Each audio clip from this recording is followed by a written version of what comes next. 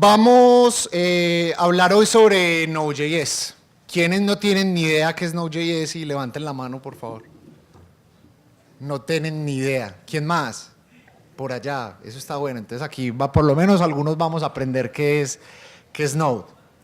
¿Y quiénes ya desarrollan con Node? ¿Saben qué es Node? Bien, pero que ya desarrollan y han hecho cosas con Node. Ah, bueno, entonces vamos a beneficiar. ¿Quién nunca en su vida ha tocado Node, pero es desarrollador frontend y trabaja con aplicaciones web, pero digamos otro backend, otra tecnología, sea Java, Ruby, Python, pero ya está haciendo aplicaciones web? Dos, bueno, ya. Entonces tenemos un muy buen público para hoy. Entonces vamos a hacer una introducción a Node.js. Primero vamos a definir qué es esto de Node.js, en qué consiste, cómo se come, con qué se come, a qué sabe. Y después de ver Node vamos a ver cuál es el rol que tiene esta plataforma para desarrolladores frontend. Cómo algo que empezó siendo una tecnología, digamos, aislada a lo que era el mundo de desarrollo web del lado pues, del cliente, cómo ahora se ha vuelto uno de los principales actores de este mundo del desarrollo. Y ha permitido que el concepto de full stack JavaScript exista porque estamos utilizando el mismo lenguaje en cliente y servidor. Por eso lo vamos a contar durante la charla. Mi nombre es Julián Duque, yo trabajo en una compañía llamada NodeSource. NodeSource es, por así decirlo, la compañía comercial que está detrás de Node.js. Nosotros ayudamos a empresas a correr correctamente Node.js en sus entornos de producción. Tenemos productos y servicios que les ayudan a ellos a ser muchos más exitosos al utilizar Node en sus soluciones. Tenemos clientes como PayPal, como LinkedIn. Ahorita mostramos la lista de pronto de empresas grandes que están utilizando Node y algunos de ellos son clientes nuestros. Aparte de eso, soy colaborador del proyecto Node.js, he estado involucrado con Node desde el 2012, 2011 más o menos, como colaborador oficial desde el 2014. No necesariamente, si vinieron a mi charla del lunes, no necesariamente uno para ser colaborador tiene que hacer código o programar en el proyecto. Hay muchas formas de uno poder contribuir al proyecto de Node.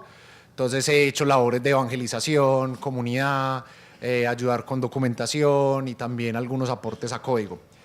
Y una de mis pasiones es enseñar y trabajar con comunidades. Soy organizador de varias comunidades.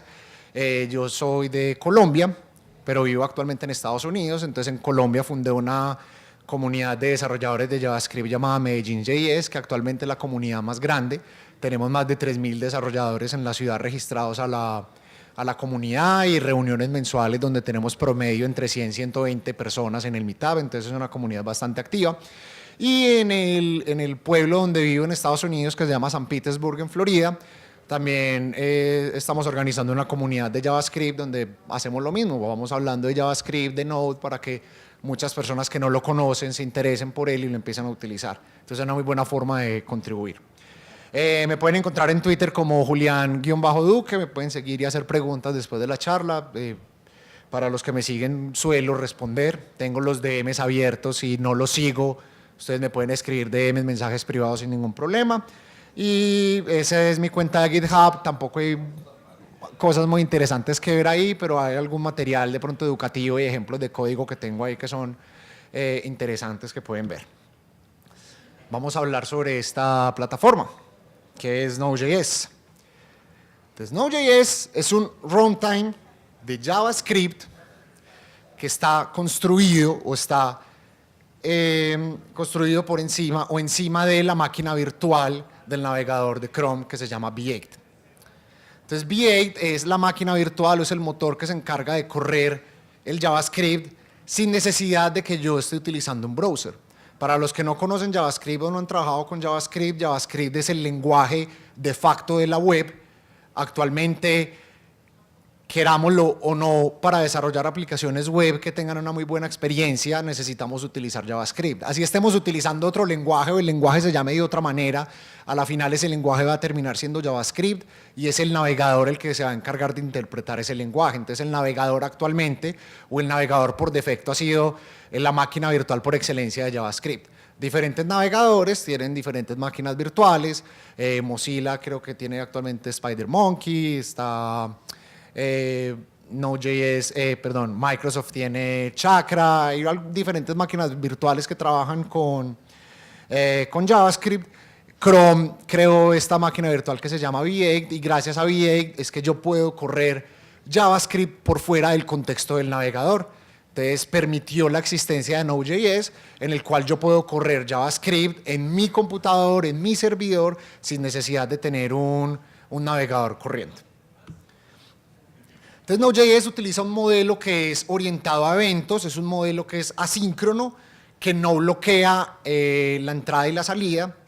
Entonces las operaciones de entrada y salida como lecturas de base de datos, lectura de archivos del disco duro, operaciones de red, no bloquean, digamos, la CPU cuando yo estoy haciendo operaciones, sino que él funciona con un modelo asíncrono, donde yo tengo estos procesos corriendo en algo que se llama el event loop, que es como un procesador de tareas que va constantemente, yo lanzo una tarea asíncrona, entonces yo la pongo en una lista, entonces la mando a ejecución, cuando esta tarea se termina de ejecutar, yo lanzo un evento, o yo le dejo saber al hilo principal que la tarea se terminó de ejecutar, le entrego el resultado y ya después el código puede trabajar con ese resultado.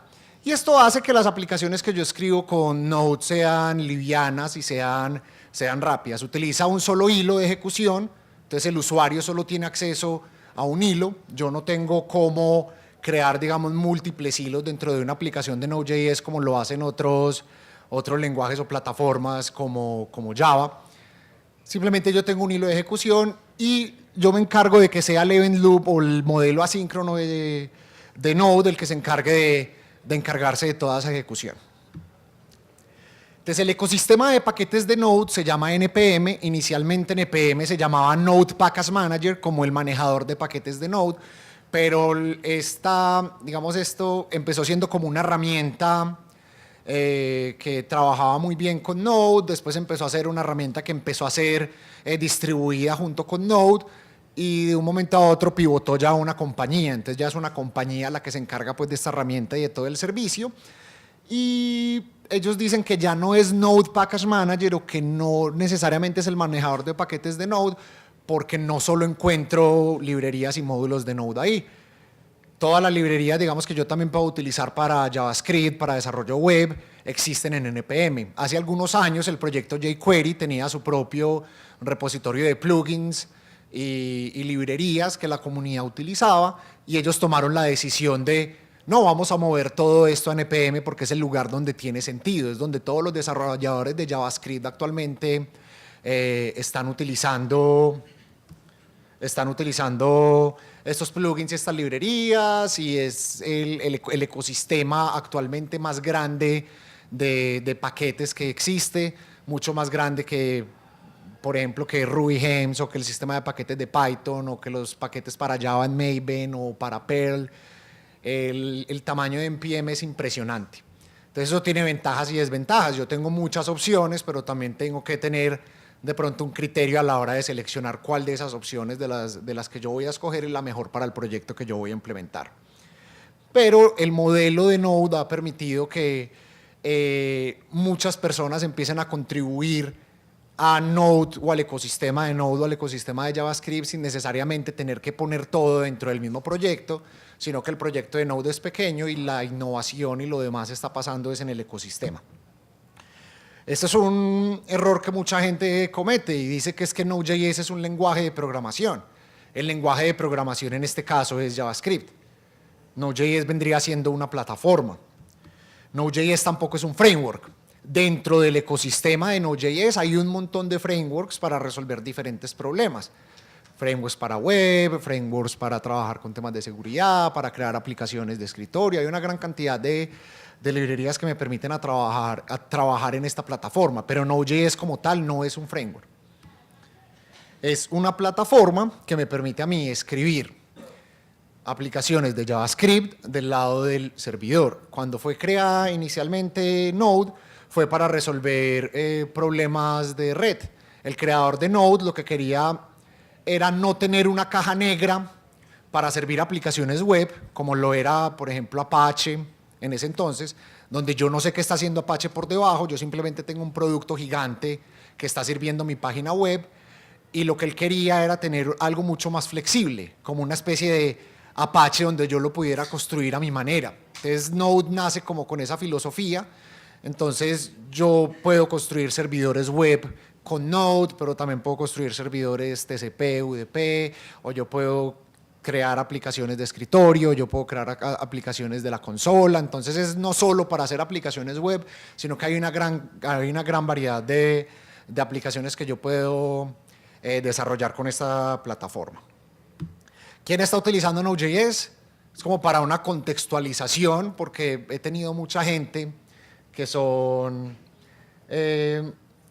por así decirlo, como enemigos de JavaScript, o no les gusta JavaScript porque dicen que no es un lenguaje fuerte, que no es un lenguaje que no tiene tipos, y que es un lenguaje de juguete, y que yo voy a utilizar es un lenguaje de programación de verdad para desarrollar mis aplicaciones. Entonces han visto mucha gente y todavía tienen esa concepción, ven a JavaScript como algo que es malo y que no vale la pena apostar por él, y que yo para qué voy a aprender JavaScript si hay mejores lenguajes. Puede que sea cierto, sí, hay otros lenguajes que puede que sean más estructurados, que manejen tipos, que sean de pronto más fáciles de trabajar con ellos, no tan dinámicos como JavaScript, que a veces por ser tan dinámico uno puede cometer muchos errores y la aplicación no puede ser la mejor, pero eso también depende de nosotros. Nosotros podemos escribir aplicaciones malísimas en el lenguaje de programación perfecto, el cual no existe. Eso depende del programador. Pero es una contextualización que cuando mucha gente ve esos nombres dice, ah, es que Node lo están utilizando empresas de verdad. Y esas empresas de verdad están buscando muchísimos desarrolladores de Node y están pagando muy bien, y lo que hacemos nosotros con esto de ir hablando de Node y contando Node es para crear ese awareness, para que las personas puedan utilizar esta tecnología y sacarle también un beneficio. Entonces, estas compañías son clientes directos de nosotros que han trabajado con NodeSource, con nuestra compañía. Pues ustedes ahí pueden ver nombres como Mastercard, Warner Bros., Goldman Sachs, que son compañías que son nombres conocidos, son empresas serias. No es la tecnología de las startups para hacer proyectos de experimentación, es tecnología que las están utilizando en aplicaciones high-end en producción. Ustedes se imaginan, por ejemplo, qué puede estar haciendo NASA con Node.js. ¿Qué se imaginan? Por ahí me dicen, no, sí, pues mínimo la página web de la NASA está con Node y ahí tienen el logo y muy bacano. El sistema que actualmente monitorea los sensores de los trajes espaciales es una API de Node, que es la que recibe esos datos. No es que Node esté corriendo en el espacio, todavía no, pero en todos los sitios de prueba donde hacen prueba de los trajes espaciales antes de mandarlos para arriba, es una aplicacioncita de Node la que se está encargando de que todo eso funcione. Entonces yo no creo que la NASA vaya a utilizar un lenguaje de juguete para arriesgar la vida de sus astronautas. Entonces es una tecnología bastante seria. Mucho más nombres que vienen acá. PayPal, aquí hay varios que trabajan para PayPal a través de Zoom, está también utilizando Node y es una de las compañías que tiene el deployment de Node.js más grande del mundo. Puede tener una gran cantidad de aplicaciones y de procesos corriendo. No sé el número, debería ser algo oculto, pero es el despliegue de Node.js mucho más grande. Y otra gran variedad de compañías. Y están solucionando no solo en áreas como fintech, sino también en el mercado de la salud, en mercado de media, de una gran cantidad de aplicaciones. Entonces es una tecnología que es seria, que está siendo utilizada y que vale la pena invertir el tiempo para aprender y para conseguirla como un skill en el portafolio personal o profesional que uno tenga. Y muchas más compañías que no son clientes de nosotros, lamentablemente, pero hay otro montón de compañías muy grandes que están utilizando también esta tecnología. ¿Por qué Node.js? ¿Por qué utilizar Node? Entonces, normalmente las operaciones de entrada y salida son operaciones que son costosas en cuestión de tiempo.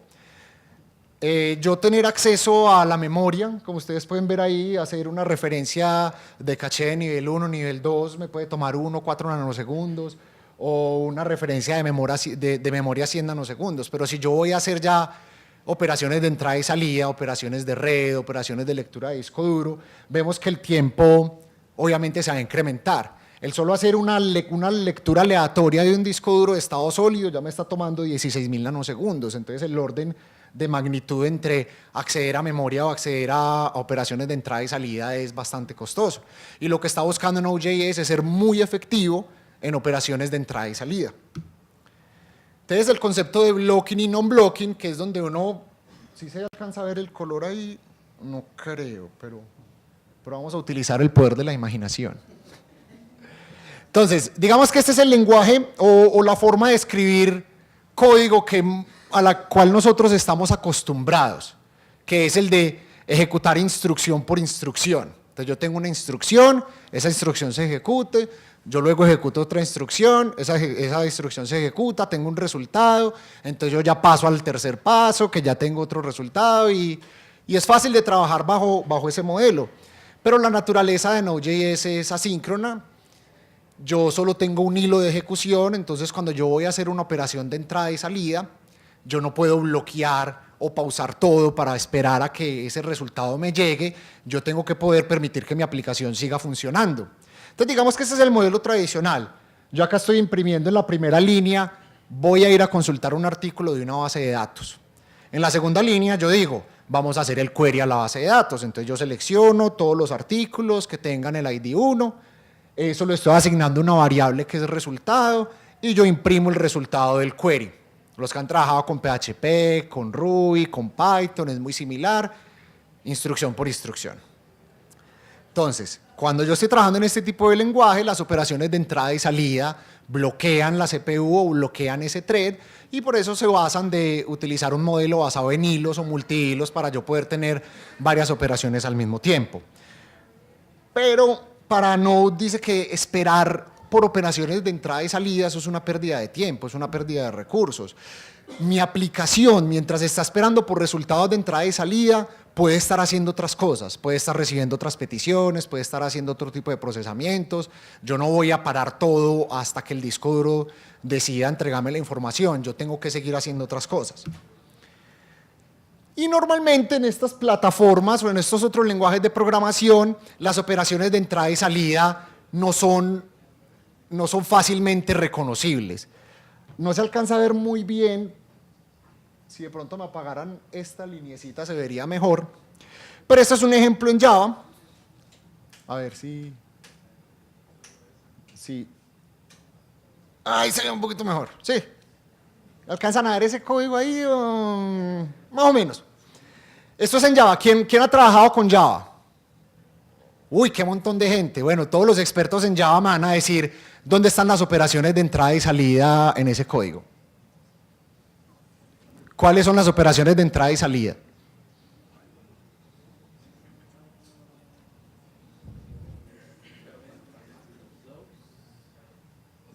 ¿Le afecta?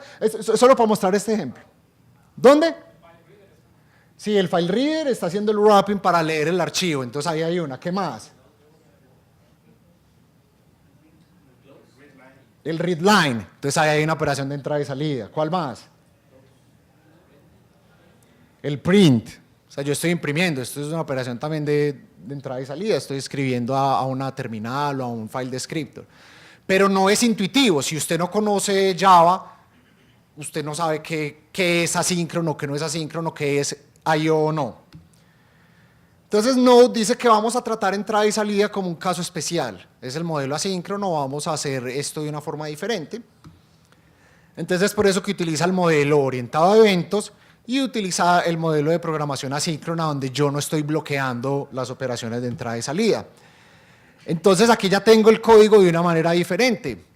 Digamos que este es el modo antiguo, tradicional de hacer operaciones asíncronas con Node o con JavaScript.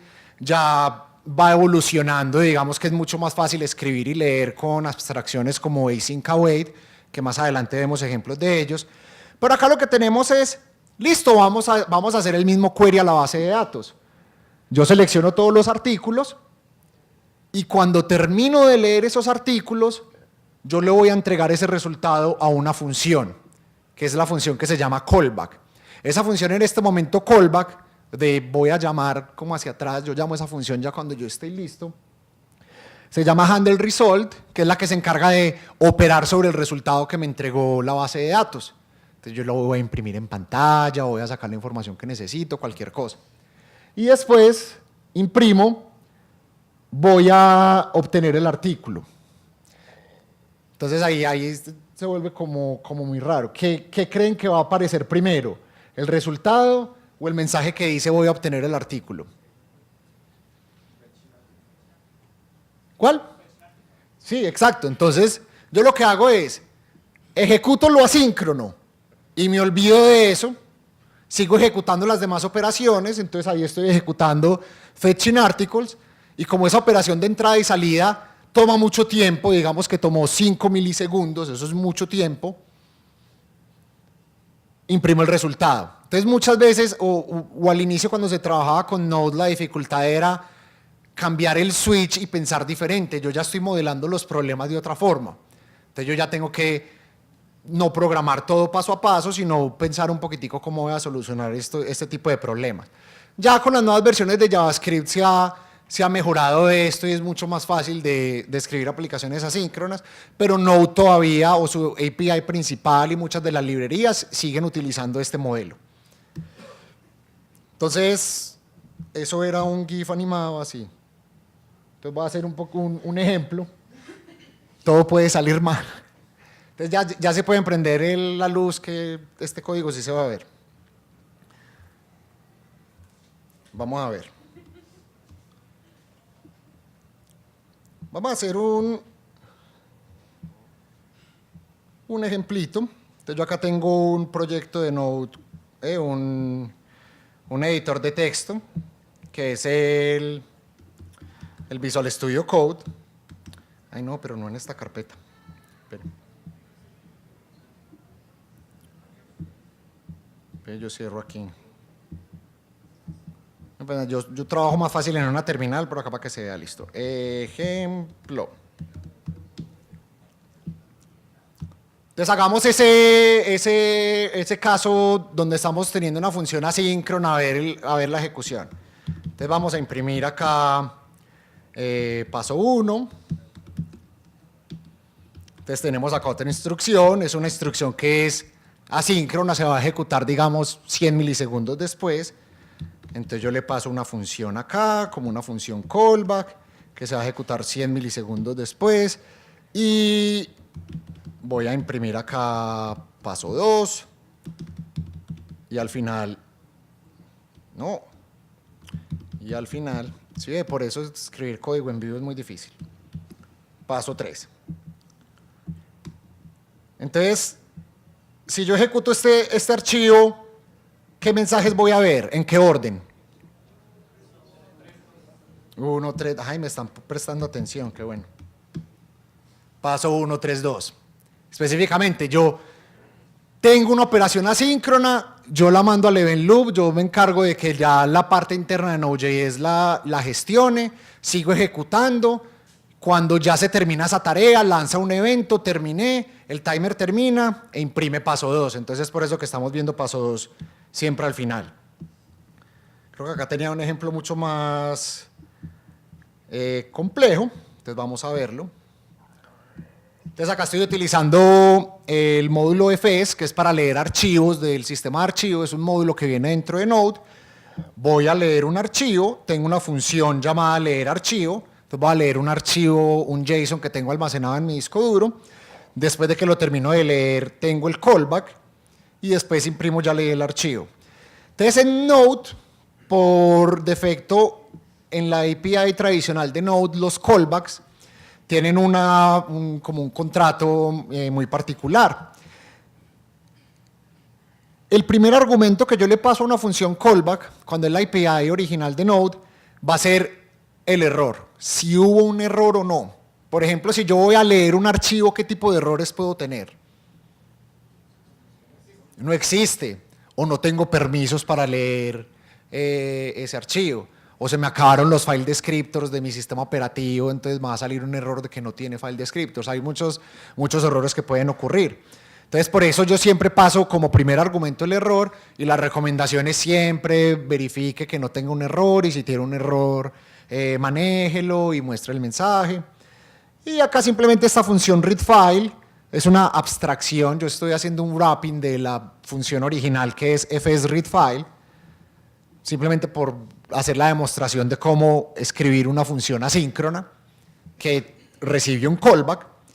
El callback va a ser una función. Yo con JavaScript puedo pasar funciones como argumentos. Es un lenguaje que tiene ciertas características funcionales. Entonces yo acá voy a leer un archivo, que es el nombre que yo le paso. Yo le digo, entrégueme el archivo en codificación UTF-8. Y después de que yo leo el archivo, voy a retornar o el error o el contenido del archivo. Entonces, si yo voy a ejecutar eso, y volví a cerrar esto, y esto está muy raro. Si yo voy a ejecutar ese archivo, entonces dice, voy a leer el archivo, ya terminé de leer el archivo, y después me muestra el resultado del archivo. Entonces, el orden es diferente. Ese era el mensaje, pero ahí pude leer el archivo que estaba en el disco duro. Entonces volvamos a la presentación y continuemos. Entonces la filosofía del proyecto de Node es tener una plataforma o un core que sea mínimo. Entonces, en vez de tener un framework gigante o una plataforma gigante con un montón de librerías, por ejemplo el caso de Go, si ustedes han trabajado con Go, Go tiene algo que se llama el Standard Library, y el Standard Library de Go es bastante grande. Ustedes dentro del mismo Standard Library de Go van a encontrar librerías para acceder a una base de datos MySQL. ¿Eso debería estar en Go como lenguaje o debería ser algo que provea un tercero? ¿Qué pasa si yo quiero utilizar Oracle? ¿Lo voy a meter a Go o va a estar por fuera? Entonces, digamos que el proyecto de Go tiene un Standard Library muy grande, tiene un montón de librerías que ya vienen con el proyecto muy grande. ¿Y qué problemas puede tener esto? Que para los que mantienen el proyecto van a tener muchísimo más trabajo, porque no hay solo gente que va a estar enfocada en el core de Go, en lo que Go tiene que hacer bien, sino que tienen que tener otro montón de personas del proyecto de Go manteniendo las otras librerías para poder hacer releases y para que la evolución del proyecto siga adelante. Entonces es un proyecto que es difícil de mantener. La filosofía de Go es, de Node es, vamos a tener el core lo más mínimo posible con un set de módulos muy básicos y que toda la innovación y todo lo demás se haga en lo que se conoce como el userland, que sería en este caso NPM o el ecosistema externo. Entonces la librería de MySQL no la desarrolla el proyecto de Node, la desarrolla un tercero. Puede ser Oracle, que es el dueño de MySQL, o puede ser un desarrollador que tiene su propia versión de MySQL. Yo puedo sacar mi propio driver de MySQL especial para alguna operación que yo tengo en específico. Puede que mi versión sea más rápida que la otra. Entonces, yo por eso les decía al inicio, el ecosistema es muy grande, yo tengo muchas más opciones, pero tengo que tomar una tarea de saber cuál de esas opciones voy a obtener.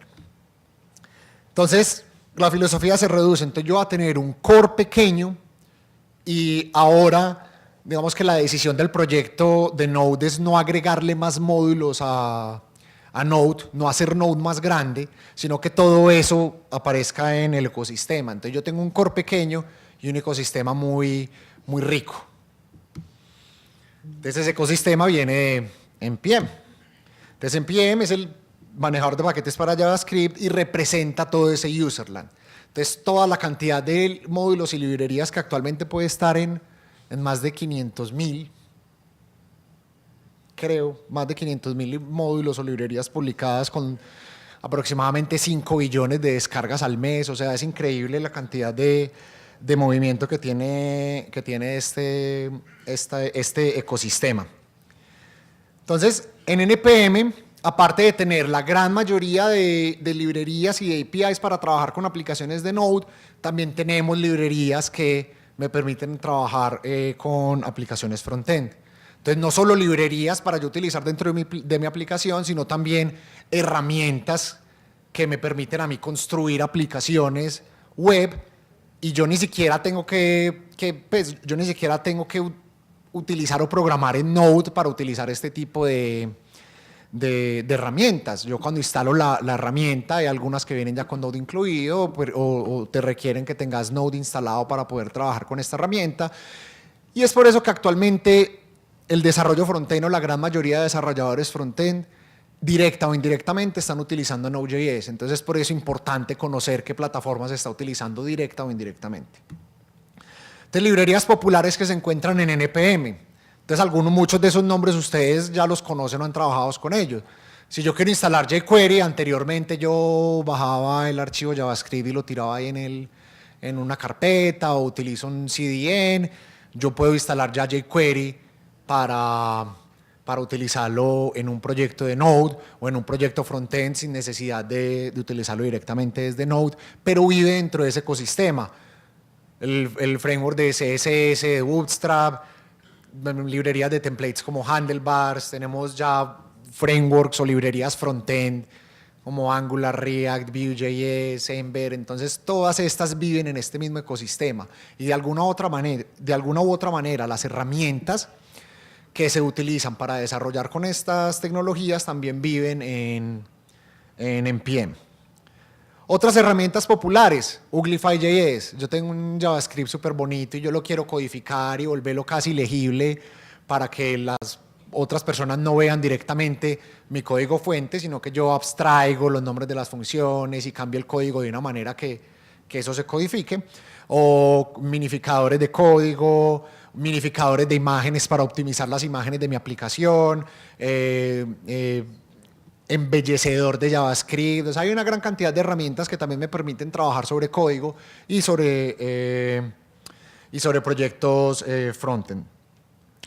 O tenemos ya, digamos, librerías que son más poderosas, que hacen más cosas, como Browserify o Babel, que me permiten Browserify utilizar APIs o el sistema de módulos de Node en el navegador.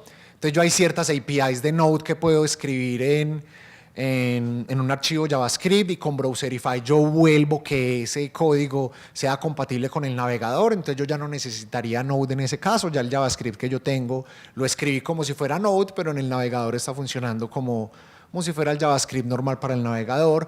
O Babel, que me permite también, digamos, utilizar los últimos features de JavaScript que navegadores no soportan. Entonces yo escribo mi JavaScript súper moderno, y como hay navegadores que no lo soportan, Internet Explorer o versiones anteriores de otros navegadores, con Babel yo puedo, digamos, tener la última tecnología, y él lo que hace es transformar ese código moderno en algo que los navegadores lo pueden comprender. También herramientas para trabajar con CSS, los frameworks de LESS, SAS, CSS Next, PostCSS, están escritos con Node y son herramientas o utilidades que están hechas con Node, pero que yo las estoy utilizando para resolver problemas de frontend. Por eso es importante también conocer. Si yo nunca desarrollo con Node y yo nunca trabajo con Node y a mí me encanta CSS y yo estoy utilizando PostCSS para utilizar nuevos features de CSS, y de un momento a otro PostCSS o la librería no tiene los features que yo tengo, yo quiero contribuir a ese proyecto y abro el proyecto y me encuentro que es Node. Entonces por eso es importante uno también saber con qué están escritas estas herramientas. Herramientas para hacer pruebas o para hacer testing. Muchas de estas pueden ser utilizadas exclusivamente en Node, o muchas de esas son exclusivamente para el navegador, pero están escritas con la misma plataforma. Entonces muchos de esos nombres, si ustedes han escrito pruebas con JavaScript, viven dentro del ecosistema de Node, y estas herramientas están escritas con Node. Y ejecutadores de tareas o bundlers, que son bastante populares actualmente, como Webpack o Parcel, o algunos, digamos, más anteriores, como Grunt y Gulp, que todavía siguen siendo muy utilizadas, viven en este mismo ecosistema y están escritas también con Node. Entonces pueden encontrar los sitios donde pueden trabajar con cada una de ellas. Muchas tienen diferentes características. Webpack, digamos, es como la más utilizada y la más grande, pero requiere uno tener un expertise bastante amplio para poder trabajar con Webpack. O sea, yo nunca la había trabajado con Webpack y me da miedo utilizarlo, pero hay gente que es experta en hacer la configuración. O pueden utilizar algo como Parcel, que no requiere configuración, es más que todo convención, o utilizar plugins para hacer lo que yo necesito. Entonces es dependiendo del caso de uso que yo tenga, o del estilo del modelo con el cual yo quiero trabajar. Por ejemplo, para ejecutar tareas muy populares fueron o todavía son Grunt y Gulp, pero la forma de trabajar con ellos es diferente. Grunt es más yo tengo un archivo JavaScript o JSON donde yo configuro cómo voy a trabajar y cómo creo mis tareas. En cambio, Gulp, yo lo que hago es programando con JavaScript todo mi flujo de trabajo y utilizando streams y otro tipo de tecnologías para digamos, resolver el mismo problema. Entonces, acá también dice que voy a hacer live coding, pero obviamente no me voy a poner a hacer live coding en este momento por cuestiones de tiempo, pero tengo varios ejemplos sobre cómo utilizar este tipo de herramientas front-end desde Node. A la pobre niña ni le funcionó, ¿sí? Entonces no quiero que me pase lo mismo. Entonces ya tengo todo, por la magia de la televisión, funcionando. Entonces cerremos todo y empecemos desde cero. Entonces acá tenemos un ejemplo utilizando solo Node. O sea, no estamos utilizando ninguna herramienta de frontend o de templating o algo por así decirlo. Entonces tenemos una función que se llama load users. Tenemos una función que va a cargar unos usuarios. Vamos a seguir utilizando este archivo JSON. Digamos que es una base de datos por simplicidad. Entonces tengo dos usuarios, Julián y Ana, y voy a hacer algo con esos usuarios. Entonces yo estoy leyendo esos usuarios del sistema de archivos.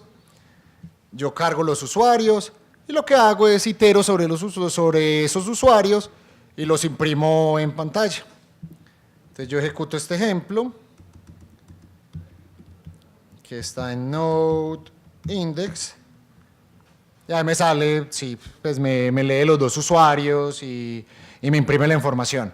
Entonces yo acá con JavaScript estoy utilizando lo que se llama template strings. Yo estoy utilizando como el sistema de template básico que tiene JavaScript, pero puede que tampoco sea el más óptimo para hacer web. Ya hay otras herramientas que tienen más features. Entonces vamos a ver cómo podríamos hacerlo ya involucrando el ecosistema. Vamos a involucrar a NPM en toda esta ecuación.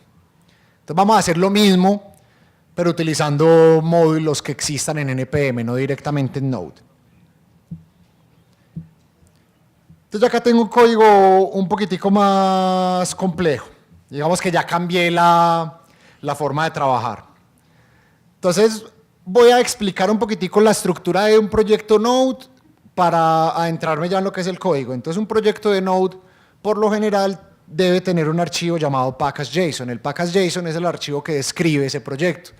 Tiene campos como el nombre del proyecto, la descripción del proyecto, quiénes son los autores, quiénes son los contribuidores del proyecto, cuál es la licencia, un gran montón de información. Pero lo que nos importa acá en este momento es ver cuáles son las dependencias del proyecto con el cual yo estoy trabajando.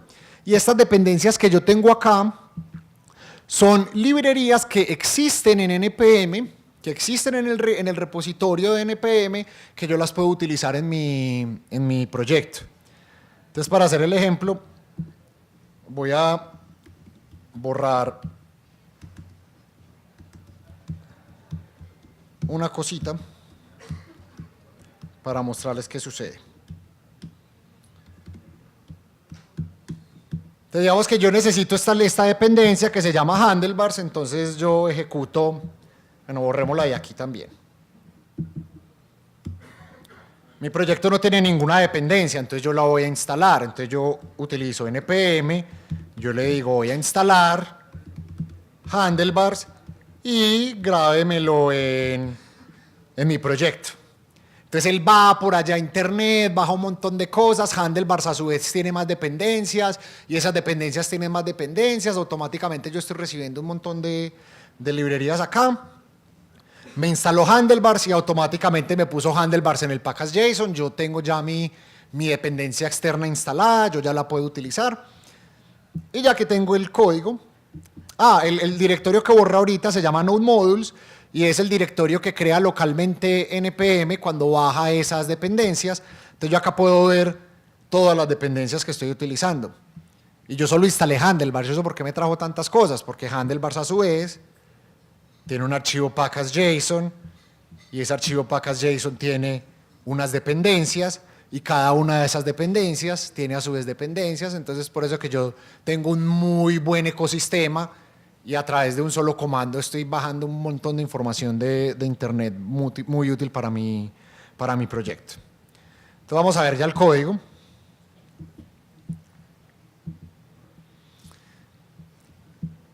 Yo como requiero módulos o como requiero este tipo de librerías o módulos locales, o Node.js tiene una función que se llama require. Require sirve para requerir tanto módulos del core, módulos que vienen incluidos con Node o módulos que yo instalo externamente. Por ejemplo, el módulo path, que me permite hacer operaciones con el sistema de rutas de archivos. Pues si ustedes han trabajado en diferentes sistemas de operativos, saben que en sistemas operativos tipo Unix, la separación de directorios es con un slash, pero Windows utilizan backslash y las reglas son diferentes. Entonces, ¿yo por qué voy a tener que pensar si uso slash o backslash a la hora de trabajar con mi proyecto? Yo utilizo path, que él ya me soluciona ese tipo de problemas de operaciones sobre nombres y el sistema de archivos. Tengo FS que me permite acceder al file system, a leer archivos, a escribir archivos, a hacer operaciones sobre el sistema. Acá estoy requiriendo handlebars. Estoy haciendo la misma función. Yo no tengo que decirle esto, lo traje de NPM. Node es lo suficientemente inteligente para saber que si lo que yo estoy requiriendo no existe en el core, lo va a buscar en los directorios Node Modules, y si no lo logra encontrar, a la final va a decir un error y dice, no, yo no lo encontré, pues no puedo hacer nada. Y estoy utilizando una función, acá me puse loco para mostrarles async await. Acá estoy utilizando una función que se llama Promisify, que viene dentro de Node, que me permite convertir una función tradicional de Node que utiliza callbacks, que ya vimos el read file, que teníamos que pasarle una función al final para recibir el resultado, sino que ya esto lo que hace es que me devuelve una promesa.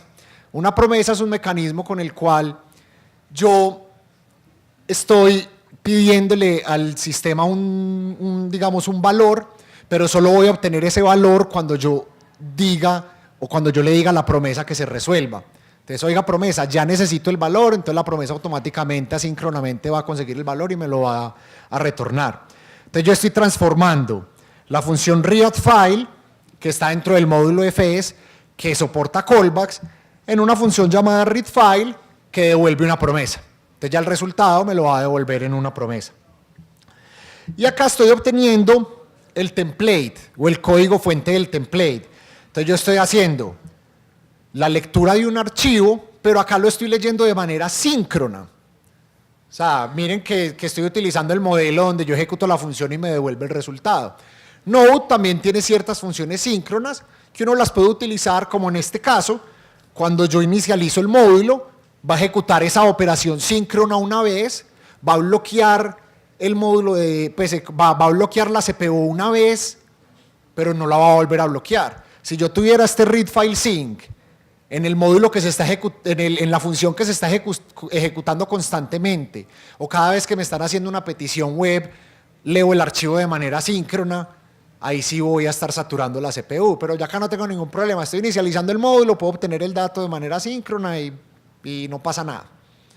Entonces ya acá estoy obteniendo ese archivo, que es el archivo de handlebars, que lo podemos ver, es un template.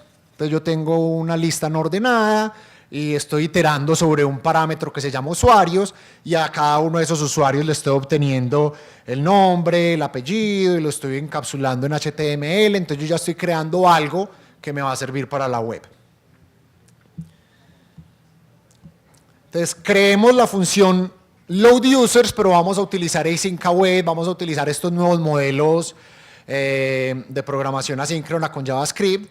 Entonces yo simplemente a la función le paso la palabra clave al principio async, que le estoy diciendo esta función es asíncrona, significa que me va a retornar una promesa.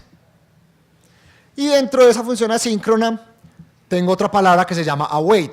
Await, cuando yo ya veo await, yo sé que lo que está después del await es una función asíncrona, porque tiene que ser una función asíncrona. Entonces await lo que va a hacer es, voy a esperar a que la promesa se resuelva, que me entregue el valor, pero yo puedo seguir haciendo otras operaciones. Yo no estoy bloqueando la CPU, digamos que el servidor puede seguir funcionando sin necesidad de estar bloqueado. Y ya después de obtener ese valor, que es el resultado del archivo, del JSON que estoy cargando, lo voy a parsear para convertirlo en un JSON de verdad o en un objeto de JavaScript de verdad con el cual yo pueda operar y lo retorno. Una de las ventajas que tiene utilizar async await es que yo el manejo de errores lo trabajo con try catch, que es la misma forma con la que yo hago manejo de errores síncronos. Entonces, si yo estoy escribiendo código síncrono y asíncrono, puedo utilizar el mismo modelo de manejo de errores sin tener que estar pensando, es un callback, entonces manejo el primer error, no es un callback, entonces hago esto, entonces como una mezcla de error handling.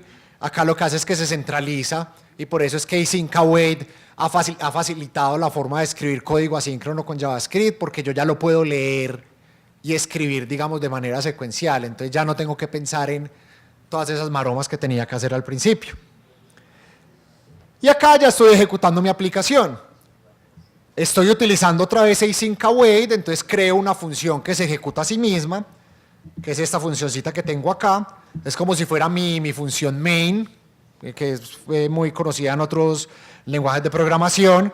Y yo aquí le digo, bueno, deme los usuarios, pero como esto es una función asíncrona, yo voy a esperar a que esas promesas se resuelvan para obtener el resultado. Tengo los usuarios, compilo el template con handlebars, entonces es el handlebars que yo ya instalé, compilo ese template, y ya ese template es una función que al yo pasarle el objeto de usuarios me va a devolver un HTML. Entonces él ya está haciendo toda esa lógica por debajo. Y a la final voy a imprimir el HTML, todavía no lo estoy conectando con un navegador. Entonces era para mostrarles que yo puedo seguir utilizando librerías frontend, pero en la consola. O sea, no estoy ya todavía trabajando en el navegador. Pero ahí ya está haciendo el proceso. Carga el template, lo compila, me lo trae y ya tengo el resultado. Entonces vamos a subir otro pasito. Listo, ¿no? Pero es que yo quiero utilizar ya lo mismo, pero con un manejador de tareas, ya configurar otros módulos para permitir que en mi proceso de desarrollo de aplicación frontend ya me construya el HTML, me construya el JavaScript para que pueda correr dentro del navegador, porque ahora este JavaScript solo funciona en Node. Si yo ejecuto este JavaScript en el navegador se va a enloquecer. Dice, yo no sé qué función es require, yo no sé qué función es f, pues yo no puedo ejecutar esto.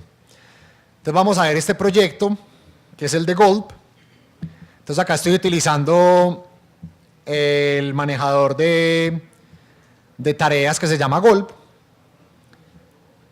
Y como les contaba, Gulp me permite a mí, digamos, crear mis tareas y crear mis procesos para construir mi proyecto utilizando programación. Entonces yo acá requiero mi proyecto que es Gulp.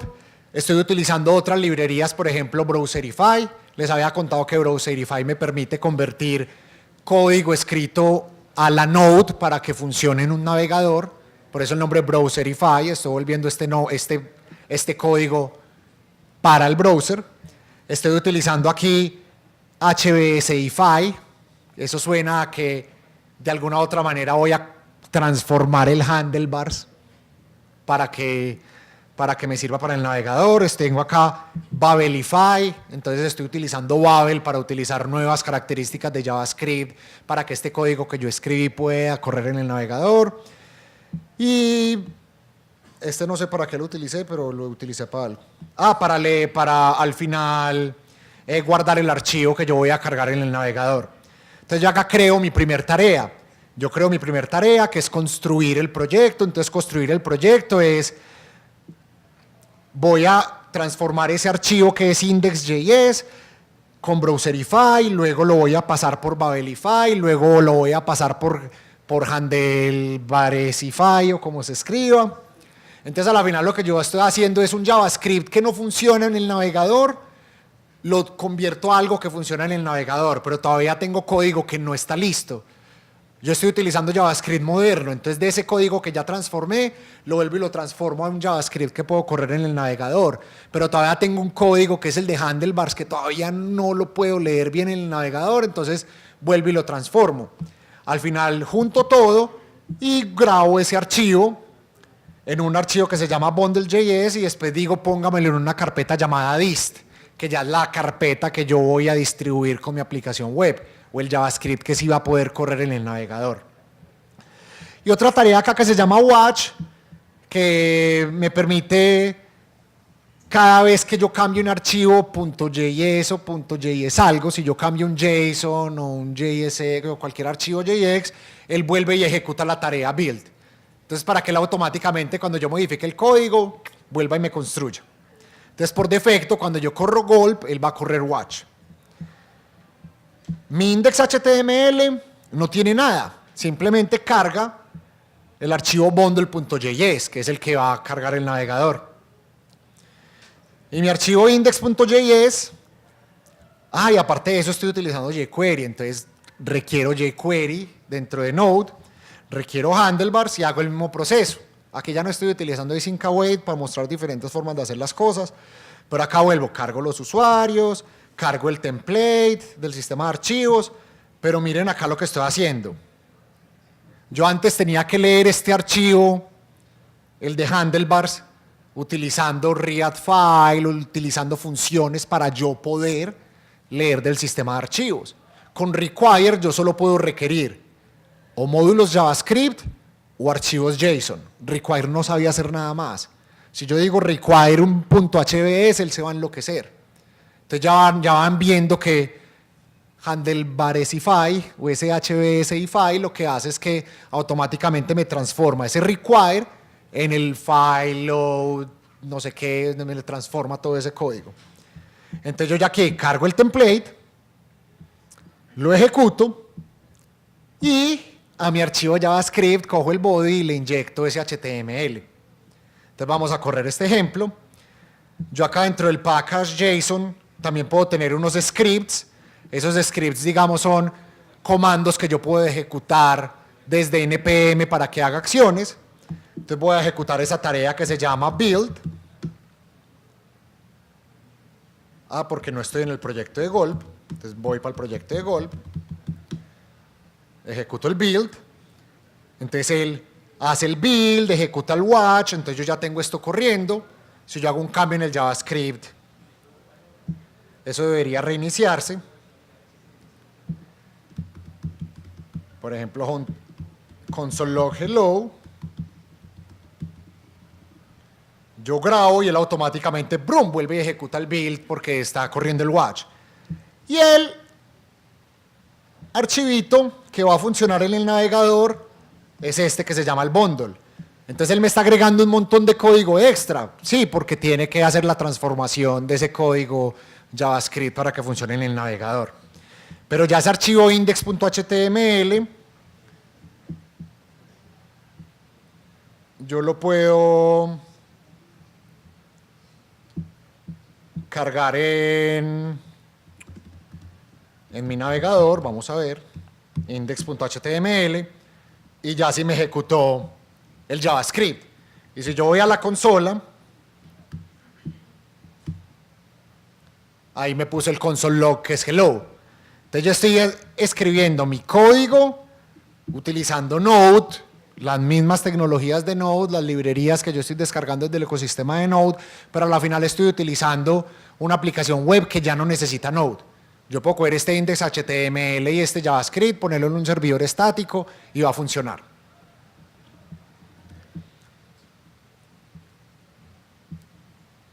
Es que ya me confundí acá, listo. Y ya vamos un poquitico más para allá. Entonces ya vamos a ver este proyecto de Power Tools. Entonces digamos que yo ya no quiero utilizar un tax runner y yo no necesito estas tecnologías que me hacen todo súper mágico. Yo voy a hacer todo desde cero con diferentes utilidades y las voy a empezar a, digamos, a componer utilizando scripts de npm. En este ejemplo, yo tengo casi que lo mismo. Sí, es el mismo código. Requiero los archivos, requiero mis usuarios, cargo el template y lo agrego con jQuery. Pero a la final el bundle.js me lo está entregando algo que es ilegible. Entonces yo ya lo tengo minificado, ya lo tengo uglificado. Ah, no, este no está todavía.